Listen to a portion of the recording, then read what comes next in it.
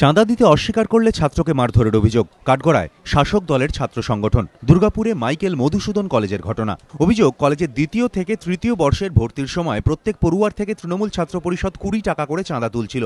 এক ছাত্র সেই চাঁদা দিতে অস্বীকার করলেই তাকে মারধর করা হয় বলে অভিযোগ। থার্ড ইয়ারে আমি আজকে অ্যাডমিশন নিয়েছিলাম। অ্যাডমিশন নেওয়ার পর সব স্টুডেন্টদের কাছ থেকে আজকে সবার কাছ থেকে 20 টাকা করে আদায় করা আছে। সেটা স্টুডেন্ট ইউনিয়নরা সেই টাকাগুলো আদায় করছে। সেটা কী কারণে আদায় করছে, কেন আদায় করছে সেটা আমরা জানি। এদিকে স্টুডেন্ট ইউনিয়ন বলছে যে 20 টাকা না দিলে তোমার ফর্ম ফিল আমি করতে দেবো না। এটা স্টুডেন্ট ইউনিয়নের ছেলেরা বলছে, জিএসসি ইউনিয়নের ছেলেরা। আমার তাছাড়া কলার ধরে টানতে টানতে বাইরে বের করে নিয়ে এসে বলছে তোমাকে 20 টাকা উল্টে আমি তোমাকে 20 টাকা দিচ্ছি, বাইরে বেরিয়ে এসে কলার ধরে আমার টানতে টানতে বাইরে বের করে নিয়ে এসে। মারধরের অভিযোগ স্বীকার না করলেও চাঁদা তোলার কথা স্বীকার করেছে তৃণমূল ছাত্র পরিষদ।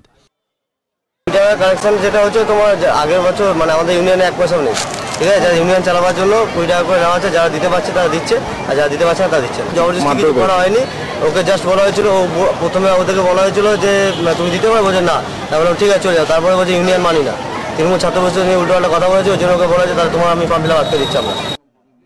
কলেজের অধ্যক্ষকে গিয়ে ওই ছাত্র নালিশ জানান। অধ্যক্ষ জানিয়েছেন, লিখিত অভিযোগ পাওয়ার পরে তিনি বিষয়টি খতিয়ে দেখবেন।